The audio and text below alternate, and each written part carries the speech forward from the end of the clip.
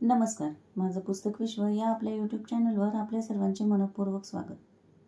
आज आपण पाहणार आहोत गोष्ट पैशा पाण्याची. लेखक प्रफुल्ल वानखेडे. भाग 10. परफेक्शन आणि एक्सेलन्स.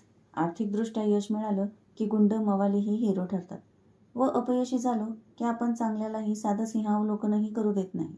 पैसे कमावणाऱ्याने काही शिकायचं नसतं आणि गमावणारा सरळ नालायक ठरतो. या चुकीच्या गोष्टी बदलायला हव्यात. आम्ही दोघेही एकाच वयाचे. साधारण 2003 मध्ये आमची व्यावसायिक कारणांनी भेट झाली. बऱ्याच आवडीनिवडी आणि छंद जुळत होते. एकमेकांना बऱ्याच प्रोजेक्टमध्ये मदतही होत होती. त्यामुळे मैत्रीही जुळली. ती अगदी आजतागायत कायम आहे. मयूर एकदम राजबिंडा. गुजराती असला तरी अस्खलित मराठी बोलणारा. उच्चभ्रू वातावरणात वाढूनही माणुसकी आणि माणसं जोडायचा उपजत गुण. त्याचा वडिलोपार्जित व्यवसाय केमिकल्स बनवायचा. पण मयूरला त्यात रस नव्हता. तो इंजिनिअरिंगमध्ये कायम टॉप 3 मध्ये असायचा. अत्यंत हुशार आणि परफेक्शनिस्ट. त्याला फॅशन आणि रेडीमेड गारमेंट व्यवसायाची आवड होती. त्याच काळात रेडीमेड कपड्यांची जागतिक बाजारपेठ खुली झाली होती. याचा तसा विचार पहिल्यापासूनच चांगला अभ्यास होता. सुरुवातीला 1-2 वर्ष आमच्यासोबत नोकरी केली. पण थर्मल इंजिनिअरिंगमध्ये त्याचे मन काही रमत नव्हते. लगेच निर्णय घेऊन तो एका मोठ्या गारमेंट फॅक्टरीत कामाला लागला. काही वर्ष तिथे नोकरी केल्यावर टिपिकल गुजराती स्वभावाप्रमाणे स्वतःचा व्यवसाय सुरू करायचा निर्णय घेतला. वडील आणि सर्व कुटुंबीय आनंदी झाले.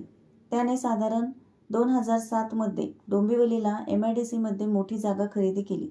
वडिलांनी तो खर्च उचलला. पुढे लगेच बांधकामही सुरू झाले. आम्ही दोघांनीही जवळपास सोबतच उद्योगाची सुरुवात केली होती. त्याच्या नव्या प्रोजेक्टची युटिलिटीज आणि संपूर्ण हीटिंग प्रोसेसची आपसुकच मोठी ऑर्डर आम्हालाही मिळाली होती. मित्र असल्याने मी अगदी सुरुवातीपासूनच त्या प्रोजेक्टचा भाग होतो.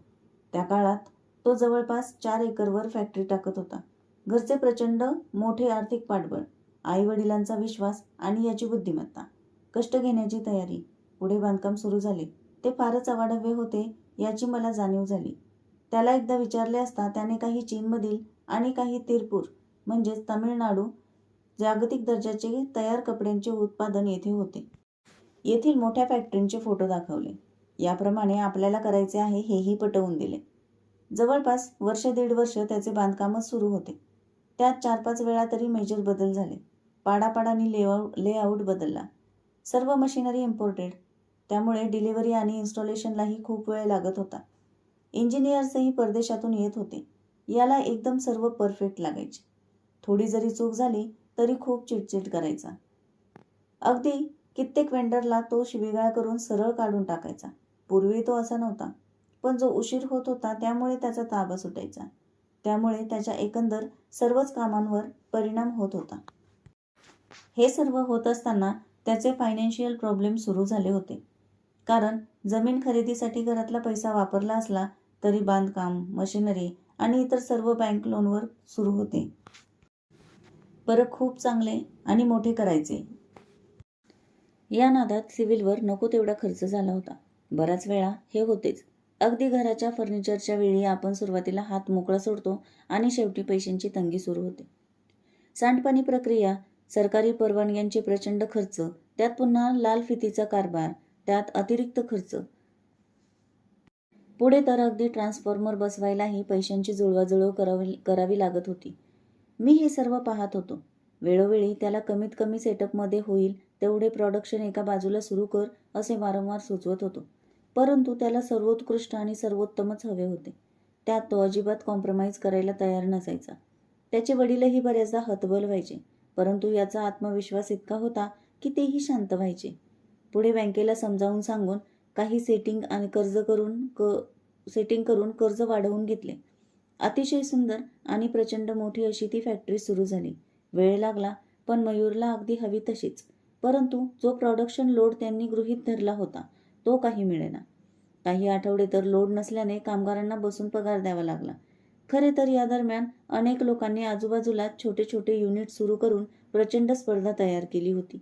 जे जुने युनिट्स होते त्यांनीही यांच्यासारखे मोठे नसले तरी बऱ्यापैकी सेटअप लावलेले आणि त्यांचे जुने संबंध असल्याने सर्व ऑर्डर्स तिकडेच जायच्या. कशीबशी यायची याची एखादी शिफ्ट चालायची. कामगारांचा पगार, बँकेचे हप्ते, कस्टमरकडून याला पैसे यायला होणारा उशीर आणि त्यातही क्वालिटीचा काही प्रॉब्लेम आला तर अजून बोंबाबोंब. या सर्व कात्रीत तो सापडला होता. पुढे पुढे याला बँकेचे हप्तेही भरता येत नव्हते. यामुळे प्रचंड मानसिक त्रास जाणवायला लागला. वडील, भाऊ, पत्नी सर्व कामाला लागले, परंतु स्पर्धा वाढली होती.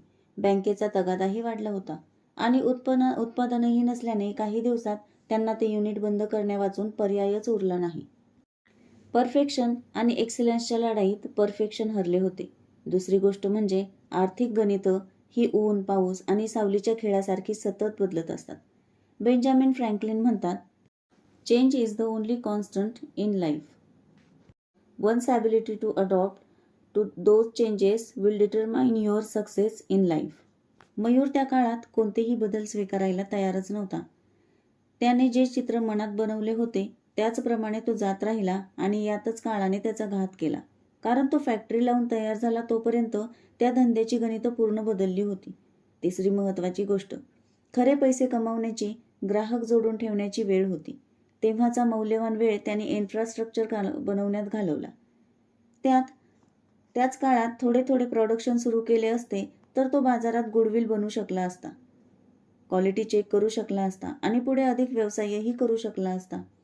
एका मोठ्या स्वप्नाचा अंत आम्ही सर्वांनी अगदी डोळ्यासमोर पाहिला. तरीही मागे वळून पाहतो तेव्हा मला प्रचंड कौतुक आणि आदर वाटतो. तो त्याच्या वडिलांचा, पत्नीचा आणि एकंदर संपूर्ण कुटुंबाचा. ते कधीही मयूरवरती रागावताना, भांडताना किंवा चिडचिड करताना दिसले नाहीत. जे भांडायचे ते दुसऱ्यांसोबत, एकमेकांना मात्र कायम आधार द्यायचे, एकोप्याने राहायचे. पुढे ती जागा स्वतःचीच असल्याने आणि जागांचे भाव अगदी पटीत वाढल्याने त्या जागेच्या विक्रीतून सर्व लोन फेडले. यात मयूरच्या आयुष्यातील 4-5 वर्ष वाया गेली. कोट्यवधी रुपये खर्च झाले, तरीही ते डगमगले नाहीत. कुटुंब म्हणून ते एकत्र राहिले. त्यातच ते जिंकले. मयूरनेही हे सर्व अत्यंत सकारात्मकतेने आणि खिलाडूपणे घेतले. आजही तो त्या चुका नम्रपणे कबूल करतोच, पण त्यातून शिकून कोट्यवधीचा फायदाही कमावतो. आता तो वडिलांचा व्यवसाय सांभाळतो. तिकडे त्याने चांगला जम बसवला आहे. आता त्याच्या 3 ठिकाणी फॅक्टरीज आहेत आणि चांगला एक्सपोर्टही करतोय. आता प्रश्न उरतो, किती मराठी कुटुंबात अशा पद्धतीने आपल्या मुलांना समजून घेतले जाईल, साथ दिली जाईल. खरं तर आपल्या पैशा पाण्याच्या गोष्टीचा उद्देश फक्त अधिकाधिक पैसे कमावणे, बचत आणि गुंतवणूक करणे एवढाच मर्यादित नसून एकंदर ही संस्कृती कायमस्वरूपी रुजविणे हा आहे. भाग 11. पुस्तक वाचनातून अर्थसाक्षरतेकडे. ज्ञानी माणसाकडे अज्ञानी माणसापेक्षा धन, यश आणि आनंद येण्याची शक्यता अधिक असते. ज्ञान मिळवून श्रीमंत होण्याचा सर्वात सोपा उपाय म्हणजे पुस्तक वाचन, चिंतन व मनन. पुढे हेच कृतीत उतरवले तर ज्ञान आणि धन दोन्हीही वृद्धिंगत होते. आर्थिक साक्षरता म्हणजे जास्त पैसे कमावणे नव्हे. 5-6 आकडी पगार मिळाला किंवा थोडाफार व्यवसाय करता आला की काम संपत नाही. पैशांचे नियोजन कळले तरच त्या कमाईला अर्थ असतो. बरेच जण महिन्याला ट्रेनी म्हणून 5-10 हजार रुपये पगारात काम करतात. तेव्हा त्यांना बचत किंवा गुंतवणूक आवाक्याबाहेर वाटत असते. आर्थिक चणचणही जाणवते. पुढे महिन्याला हजारो लाखो रुपये मिळवूनही ताणतणाव, तशीच चणचण जाणवत असेल तर यालाच आर्थिक निरक्षरता म्हणतात. गरीब श्रीमंत यातील सर्वात महत्त्वाचा फरक म्हणजे उत्पन्न आणि खर्चाचे प्रमाण.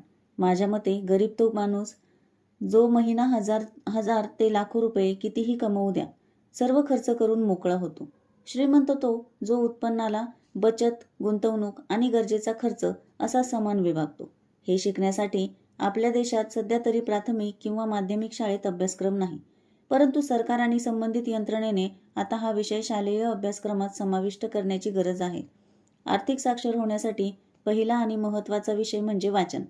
त्या विषयावर आपण चर्चा करू. जगात जे स्वतःच्या बुद्धीच्या, कष्टाच्या जोरावर अगदी पहिल्या पिढीतच गर्भश्रीमंत झाले किंवा ज्यांनी आपल्या ज्ञानाचा वापर करून कोट्यवधी लोकांचे जीवनमान उंचावले, मग ते राजकारणातील, समाजकारणातील वा उद्योगधंद्यातील लोक असोत, अशा जवळपास सर्व लोकांमध्ये एक गोष्ट कॉमन असते. ती म्हणजे हे लोक अत्यंत चांगले वाचक होते किंवा आहेत. याच संदर्भात जगप्रसिद्ध गुंतवणूकदार आणि अतिश्रीमंत व्यक्तींपैकी एक म्हणजे वॉरेन बफेट. त्यांचे एक सुप्रसिद्ध वाक्य कायम करून ठेवावे असे आहे, the best investment you can make is an investment in yourself. स्वतःमध्ये गुंतवणूक करणे म्हणजे काय तर शाळा कॉलेज सुरू असताना आणि ते संपल्यानंतर अर्थार्जनासोबत ज्ञानामध्ये सतत वृद्धी करत राहणे. त्यासाठी वाचन, चिंतन, मनन, नियोजन आणि मिळालेल्या ज्ञानाची अंमलबजावणी करत राहणे. पैसे कमवायला सुरुवात केल्यानंतर आर्थिक गुंतवणूक ही भावनांपेक्षा बुद्धी वापरून करायची असते. त्यात स्वतःचीच बुद्धी वापरली तर फायदा अधिक, आणि त्यासाठीच पुस्तक वाचन हा सर्वोत्तम आणि सोपा पर्याय. आपण यशस्वी लोक पाहिले, मग ते उद्योग व्यवसायातले असोत, शास्त्रज्ञ असोत, पत्रकार, डॉक्टर, राजकारणी, चांगले शिक्षक, वकील किंवा अन्य कोणीही, ते माहितीपर पुस्तके जास्त वाचतात. त्यातून त्यांचा माणूस म्हणून विकास होतो आणि त्यांच्या क्षेत्राशी संबंधित ज्ञानातही वृद्धी होते. याचा अर्थ असा नव्हे की ते मनोरंजनपर पुस्तके वाचतच नाहीत, वाचतात, पण त्यात प्रत्येकाचे प्रमाण ठरलेले असते. माझे वैयक्तिक मत असे आहे की वाचन हे करमणूक किंवा उगीचच वाटेल तेव्हा करण्याची गोष्ट नाही. वाचन ही एक कला आहे, शास्त्र आहे, आणि सर्वात महत्त्वाचे म्हणजे वाचन म्हणजे नॉलेज आणि विजडम मधला फरक सांगणारे गुपित आहे. पुस्तकाचे वाचन केल्याने तुम्हाला एक वेळ ज्ञान मिळेल, पण ते योग्य वेळी वापरायचे कसे हे फक्त आणि फक्त ते वाचन आत्मसात करून समजून घेऊन त्याचे मनन चिंतन केले तरच समजते. वाचनाने तो विजडम प्राप्त झाला तरच त्या पुस्तक वाचनाला अर्थ असतो. पुस्तक वाचन ही आपल्यातल्या बदलाची पहिली पायरी आहे आणि सर्वात सोपा प्रगतीचा मार्गही. चक्रवाढ व्याजाप्रमाणे ज्ञानधन वाढवायचे असेल तर पुस्तक वाचनात गुंतवणूक करा. Mobile, TV, YouTube, social media, Google बाबा या सर्वांच्या गराड्यात आणि आपण तोच विचार करतो, तेच योग्य वाटते जे तिथे दाखवले जाते. मी नेहमीच म्हणतो, गुगल किंवा इंटरनेट आपल्याला माहिती देते, पण ज्ञान हवे असेल तर सखोल वाचन, मनन, चिंतन आणि कृती हवीच. बऱ्याचदा आपल्याला टीव्हीवरील चर्चा पाहून किंवा सोशल मीडियावरील ट्रेंड पाहून तेच अंतिम सत्य वाटायला लागते, पण खरे पाहता आपण सारासार विचार करणेच बंद केलेले असते. उदाहरणादाखल, आपण दुपारच्या वेळी टीव्हीवर येणारे काही गुरूंचे शो खरे मानायचे का? अमुक तमुक माणूस घरच्या घरी काम करून महिना 2 लाख कमवतोय, तुम्ही पण कमवा सारख्या गुगलवर दिसणाऱ्या जाहिराती आपण खऱ्या मानायच्या का? जाहिरातीत सांगितले जाते त्यात थोडे तरी सत्य असते का? टीव्ही, बातम्या, सिनेमे, मालिका किंवा सोशल मीडिया हा तुम्ही त्यांच्याप्रमाणेच विचार करावा किंवा ते दाखवतील त्याच दिशेने विचार करावा असाच हेतू डोळ्यांसमोर ठेवून काम करत असतात. आपल्याला सतसत विवेक बुद्धी जागृत ठेवणे अत्यंत गरजेचे आहे. त्यासाठी या सर्व गोष्टींपासून सुरक्षित अंतर राखले पाहिजे. अतिरेक टाळून फक्त आपल्या ज्ञानात भर पडेल एवढाच काय तो त्याचा वापर करावा. आपल्या वैयक्तिक, व्यावसायिक आणि कौटुंबिक आयुष्यात आनंदी राहायचे असेल, शांतपणे अर्थार्जन करून आर्थिकदृष्ट्या स्वतंत्र व्हायचे असेल तर मन शांत आणि स्थिर किंवा प्रसन्न असणे अत्यंत गरजेचे आहे. त्यासाठीही या धावपळीच्या युगात पुस्तकांसारखा खरा मार्गदर्शक आणि मित्र दुसरा कोणताही नाही. असे पुस्तकरूपी मार्गदर्शक आपल्याकडे असतील तर वाचायचा कंटाळा येतो, वाचताना झोप येते, म्हणून बरेच जण त्याकडे दुर्लक्ष करतात. खरे तर वाचन हे क्रिकेटसारखे असते. त्यातील चेंडू म्हणजे पुस्तक, गोलंदाज हा लेखक समजायचा आणि फलंदाज म्हणजे वाचक. वाचन करताना आपण अलर्ट राहून वाचन करायचे असते. जसे एका फलंदाजाला बॅटिंग करताना तयार राहावे लागते, आपली एकाग्रता सतत वाचनाची सवय जेवढी चांगली तेवढा उत्तम परिणाम साधला जातो. जास्तीत जास्त धावा मिळतात, तसे त्यातून चांगले ज्ञान आत्मसात होते. गोलंदाज कोणता चेंडू टाकणार आहे हे अगोदरच पुस्तकाच्या प्रस्तावनेतून, रिव्ह्यूजमधून आपल्याला बऱ्यापैकी कळलेले असते. गरज असते ती आपल्या चांगल्या वाचन कौशल्याची. यापुढे आपण वाचन करताना ते नेमके कसे करावे, वाचताना वेगवेगळे कोणते हेतू असतात, वाचताना नेमकी काय काळजी घ्यावी, वाचताना कोणती साधने सोबत ठेवावी याचे भान ठेवून केलेले वाचन अगदी फलदायी ठरते. चला तर मग पुस्तक वाचन ही बदलाची पायरी चढण्यासाठी किमान पूर्ण पुस्तक ऐकूया. ऑडिओ आवडल्यास लाईक, शेअर, सबस्क्राईब करा व कमेंटमध्ये आणखी काही पुस्तकांची नावे सांगा जी तुम्हाला ऐकायला आवडतील. धन्यवाद. भेटूया पुढील भागात.